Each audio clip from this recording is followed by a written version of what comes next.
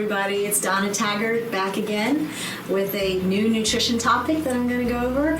I am a registered dietitian and I work part-time for Department of Aging and Human Services. And someday we'll be back together, but in the meantime, every month I'm going to do a different topic, something hopefully you're interested in. Today I'm going to talk about fermented foods. So what is a fermented food? I got a definition for you. A food or beverage made as a result of extensive microbial growth. What does that mean? Basically, they've taken something that's got a starter of bacteria and sometimes other things like yeast, put it into a food, and poof, let it do its magic, and as a result of the bacteria working in that food, you have a fermented food. Different starters, like I have some examples I'll talk about in a minute, different length of incubation, how long does it sit with this starter, different processing, like is it pasteurized? If it's pasteurized, a lot of bacteria do not survive that pasteurization. Mostly the dairy bacteria do, but the other ones don't. And there's no standard of identity for fermented foods, with the exception of yogurt. Yogurt by law, if it says live and active cultures, has to have certain bacteria strains in it. But other than that, there's no real standard for fermented foods. And partly because they've been around for thousands and thousands of years. What happens is the bacteria is put into the food. If there's a starch, it converts it to an alcohol. If there's a sugar, it converts to an acid. And so that's how we get beer, fermented hops, fermented wine. Wine is fermented grapes. So why did we have all this? Let me give you some examples first, and I'll talk to you a little bit why there's fermented foods. Some common fermented foods in the United States. Probably number one is yogurt. I don't know anybody who doesn't know anything about yogurt. It's been around for a while. A new one on the shelves in America, but been around for 3,000 years, is Kefir. Hopefully I'm even saying that right, but it is a fermented milk as well. Another one new to the scene somewhat is Kombucha, which is a fermented tea. I still listen to my son. He's really into drinking. A lot of younger people have switched to kombucha because it's got that little effervescent and kind of tang, and it's almost like you're drinking. And some kombucha can have alcohol in it, so you have to kind of be careful of that. Make sure you're not drinking something alcoholic when you maybe not supposed to be drinking alcoholic. Some other examples of sauerkraut is a fermented food, kimchi, which is vegetables, Korean vegetables, tempeh, which is a fermented soybean. And also, this is interesting, coffee is fermented, chocolate is fermented, tea, coffee beans, and cacao beans making chocolate are laid out and not roasted, but put in the sun and allowed to ferment for a while. So, hey, some foods you might not have realized were fermented. Pickles, fermented foods. So what happens when the bacteria get into these foods? First thing is, years ago, was for safety. Better off drinking some beer or wine than drinking some of the water that could probably kill you or give you a severe case of dysentery. So it was for preservation, for safety. Some things, nutrients are broken down and made available better. Like in milk products, dairy, there's a lactose, that's a sugar in milk. Some people can't digest it because they don't have the lactase enzyme. And guess what? The bacteria do it for you. So they break down that lactose, that milk sugar, and then usually most people who have lactose intolerance can tolerate these type of products.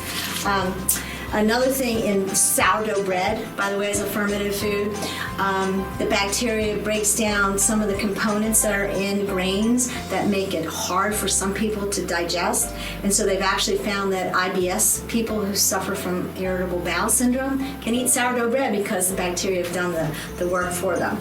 So obviously, let's talk about the health benefits, because there's got to be something out there, obviously, from what this bacteria has been doing to the foods. More studies are needed, but in the dairy, they have found a lot of good research, and I'll talk to you in a minute, but overall, it's good for our gut. That's a big topic now. What lives in our gut? The microbiome. Those bacteria live in our gut. They're finding it's affecting our brain, our heart, our bones, our moods, our weight, just because we have certain bacteria down in our gut. So that's kind of a general study, but they've done a lot of specific research because there's lots and lots of strains of bacteria. I said by law, yogurt has to have 2 or 3 strains. This one has 6. Kefir has about 12, and they have them listed on here. So yogurt, they found decreases the risk of type 2 diabetes, obesity, heart disease. Kefir has been shown to help with bone density. Sauerkraut, I mentioned sourdough bread, and sauerkraut also helps IBS. And I just want to show you this. You cannot see this, don't worry about it. But this is just a list of some of certain ailments and certain strains that have been found to help those particular things. This is just the tip of the iceberg. There's lots and lots of studies going on now for the different strains.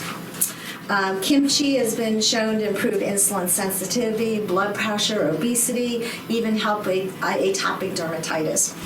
So altogether, there's all these different strains doing different things, but evidence also is showing kind of weaker evidence, but that it can help with depression, anxiety, stress, and even some cancers. So even if it did none of that, just the base, like in the milk base, it's giving you protein, it's giving you calcium, vitamin D, vitamin K, all kinds of nutrients. And on top of that, you're getting these bacteria that are helping just work in our gut. If you've ever been on antibiotics and you've been in the hospital, we always would say, get that person yogurt on their food tray immediately, because the bacteria, you know, the antibiotics are killing the bad stuff, but it's also killing the good stuff. So all of a sudden, there's nothing down in your GI tract, and then all of a sudden, if you've had diarrhea, I hate to mention that, but that's what can happen. So that's why we try to get the good strains of bacteria back into your gut as fast as possible. Now, all fermented foods, not necessarily all of them are probiotic. If you've heard that term, here's the definition. Probiotic is living microbes that, when consumed in adequate amounts, can confer a health benefit. So basically what it means is they have studied these certain strains of bacteria, they have shown to do something, and so they get the term probiotic tacked onto their name. So reading labels, this Kefir here has probiotic right on the top. This one, I think, billions of probiotics on yogurt. This Kombucha, probiotic culture. So at least by looking at this label, you know these have the strains of bacteria that are going to be beneficial that they have studied. So it doesn't mean that all fermented foods aren't, you know, the other ones aren't any good. It just means they haven't studied all those strains of bacteria yet, and they're getting to that. So how much? How much of this probiotic stuff? This label here says has 2 billion probiotic cultures.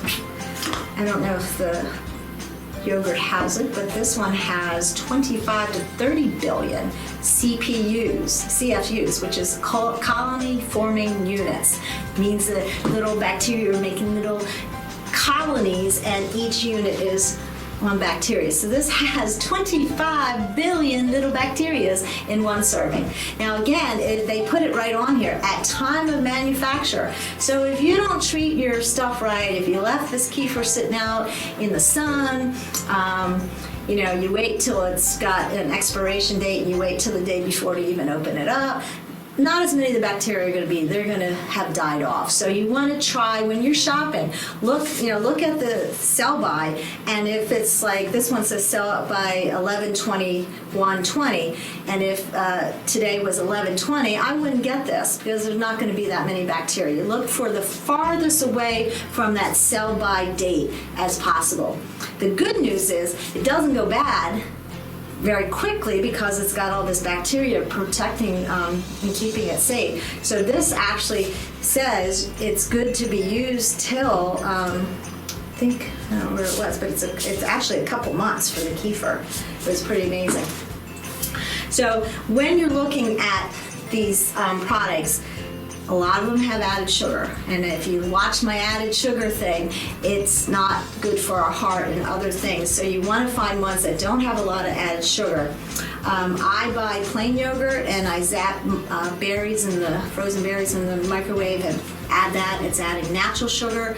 no added sugar to it. I do the same thing with the kefir. I put the microwave on, zap those berries, pour this over and let it sit a little bit, and it flavors it.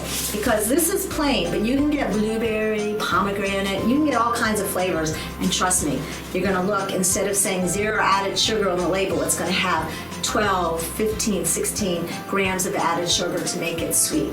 Because probiotic foods, fermented foods, they have that distinctive taste. It's, it's tart. And so we Americans, we don't like tart things. We like things to be sweet, I guess. So they're always adding sugar for us. Kombucha you have to be careful of too, because it's tea. They have to add the sugar to, like there's sugar, natural sugar in dairy, so it has a little bit of sugar to start the bacteria growing, but you have to add sugar to this tea. So look for ones that have the least amount of added sugar. This has 13 grams, so that's like 3 teaspoons of added sugar in a serving of it. So, compare and see which ones you can find and which ones you can tolerate. Maybe it's too tart, you need a little bit, but just read the labels. It's always better to get your probiotics in a natural form, because they're packaged with other things, packaged with protein and all kinds of vitamins and calcium. Whereas if you take it in a pill form, it's just going to be that probiotic and that's all you're getting, which is okay if you're like, I've tried all this stuff, I don't like any of it. Then it's better to do a pill form than nothing at all. But you're always better off getting it naturally in the food if you can. So again, how much? No recommended amount, but the research says at least 1 billion to 10 billion probiotic units. And again, if it's not on the label, if it says live and active cultures, at least you know it's there, but it might not be on the label. But if you choose one probiotic food per day, and I mean per day, you're going to be probably hitting the mark with that, because you heard this has 25 billion, this one has 2 billion, these probably have equal amount. So you want to choose one probiotic food a day. The other fermented foods enjoy, but again, they're not going to maybe have the strains of bacteria you might need. And I hope you can see this. You see that? www.gutmicrobiotaforhealth.com. So just sound out, gutmicrobiotaforhealth.com. This is going to give you all those list of strains, and if you have something you're struggling with, some ailment of some sort, you can go on and maybe see if there's been a study and if there's any strains of bacteria that might be better or not. But it has a lot of good information. And the other one, probioticadvisor.com. That's if you're going to be taking pills, and it will give you some information on all the different supplements, safety and any recalls, because supplements are not regulated by the FDA, and so you can get questionable supplements at times. So this is a good place to check things out. And so basically, are they safe? Yes. If you have immune compromise, I would not make your own kombucha, because it grows and sits in your counter and could get mold or something, not a good bacteria in it. So you're better off getting a manufacturer's kept sanitation in mind. But a lot of people are making their own, and that's fine if you don't have any immune compromised situations. There was one study in 2011 that showed an increased risk of gastric cancer for people who ate large amounts of fermented soybeans. Don't know how many, didn't say, but again, the fermented soybeans would be that tempeh, so if you eat large amounts of it, you just know that there could be a possibility of some problems with that. Other than that, fermented foods have been around for thousands of years. They're making a comeback. Like for instance, you go to a farmer's market, excuse me, you're better off buying pickles at a farmer's market than the pickles on the shelf, because the pickles on the shelf have been pasteurized, pressure treated, and all the good bacteria are gone. So get your pickles on the refrigerated section of your stores, or like I said, homemade pickles are going to be better off than canned pickles. So, you can even try. If you want to go on the website, there's ways of fermenting your own vegetables, and you can give it a try. But until there's more research, I would stick at least with the known ones that have probiotic on their label, meaning they have the good bacteria that has been shown to help with health benefits. And then enjoy some of the other fermented foods and see how you feel with that. Other than that, that's all I got to tell you about fermented food, but I know you probably have questions, so if you do, dtaggert26@hotmail.com, and I'd be glad to answer any questions. Wish you were out here so we could talk about it right now, but hopefully someday soon we'll be back together. Thank you.